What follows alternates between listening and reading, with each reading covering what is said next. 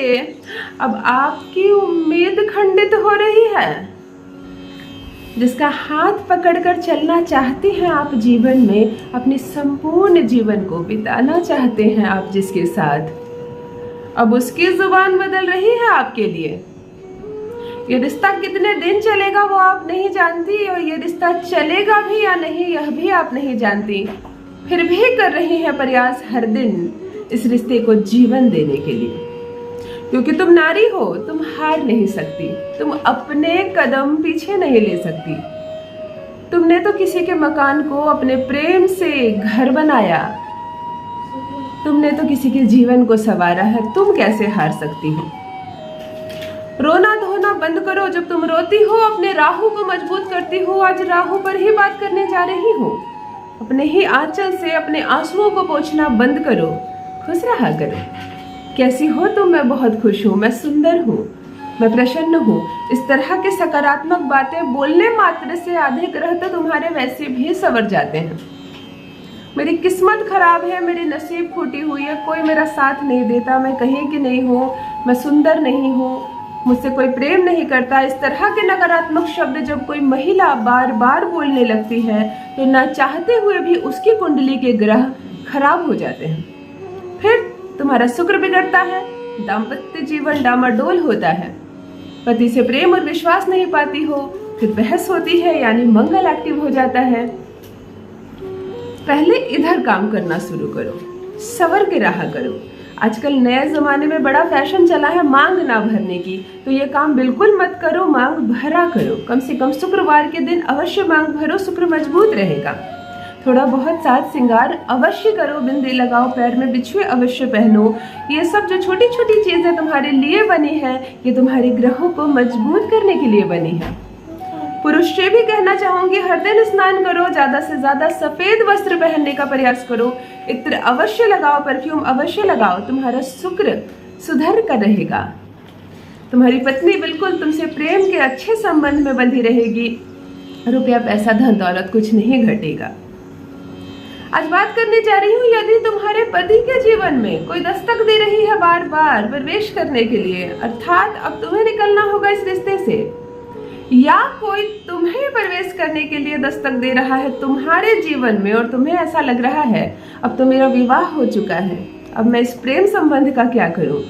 अर्थात इस रिश्ते में, इस प्रेम भरे विश्वास भरे रिश्ते में जहां दो के अलावा किसी तीसरे के लिए जगह नहीं, परंतु तीसरा प्रवेश करने के लिए आतुर हो रहा है, जिसका नतीजा बहुत बुरा होने वाला है।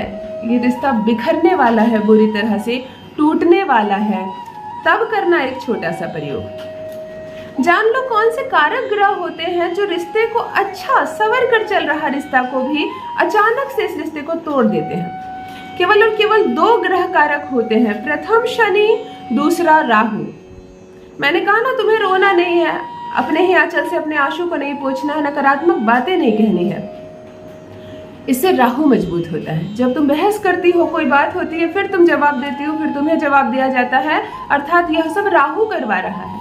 तो थोड़ा राहु पर भी काम करना है। और शनि बिगड़ा है तो वो तुम्हें दाम्पत्य सुख नहीं मिलने देगा।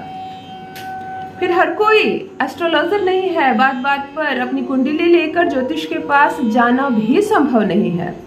तब तुम्हारे लिए एक छोटा सा दिव्य प्रयोग, चाहे कोई भी ग्रह कारक हो, चाहे शनि सता रहा हो तुम्हें, चाहे राहु कितना भी एक्टिव क्यों ना हो, सवर जाएगा ये रिश्ता, सुधर जाएगा। तुम फिर से प्रेम और विश्वास की पात्र बनोगी। जहां तुम अच्छी नहीं लग रही, तुमसे बात करना पसंद नहीं आ रहा तुम्हारे पति को, वही तुम्हारा पति दिन रात तुम्हारे आगे पीछे घूमेगा। जान लीजिए प्रथम मैं कौन हूँ। नमस्कार दोस्तों, मैं हूँ खुशबू सिंह। बहुत स्वागत, बहुत अभिनंदन करती हूँ आप सबका अपने YouTube चैनल ज्योतिष ज्ञान में। कैसे हैं मेरे भाइयों, कैसी है मेरी बहनों? मेरे कमेंट सेक्शन में जय माता दी, हर हर महादेव अवश्य लिखें। अपनी खैरियत मुझे जरूर बताएं।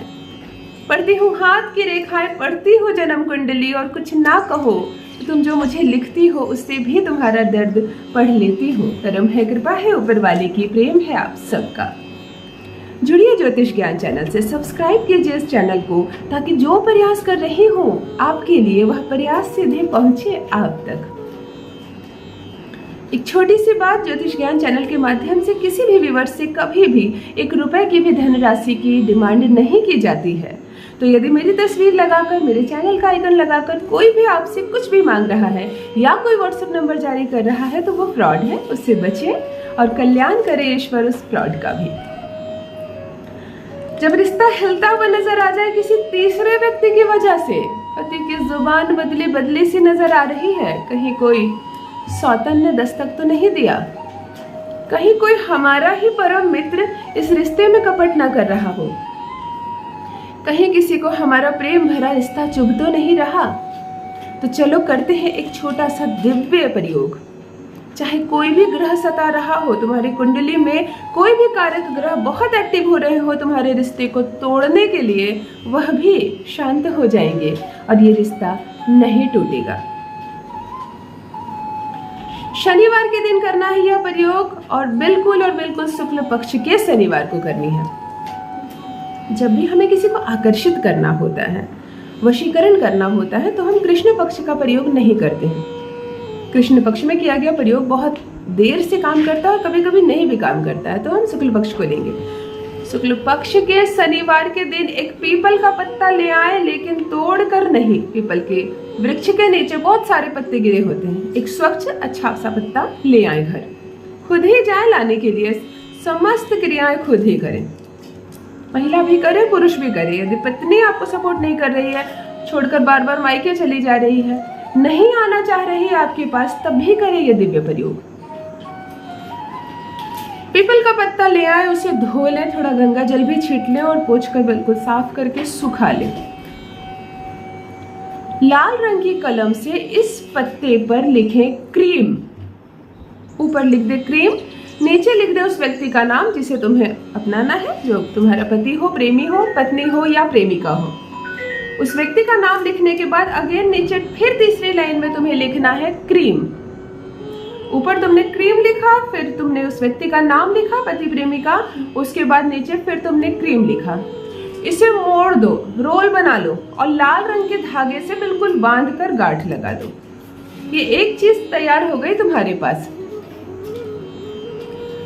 थोड़े से किसी भी पात्र में लाल रंग की सिंदूर ले लो, जो लाल सिंदूर घर पे यूज करती हो वही नई लेना, लेकिन थोड़ी सी कटोरी में लाल रंग का सिंदूर ले लो और उसमें थोड़ा सा गंगा जल डाल के उसे पेस्ट बना लो।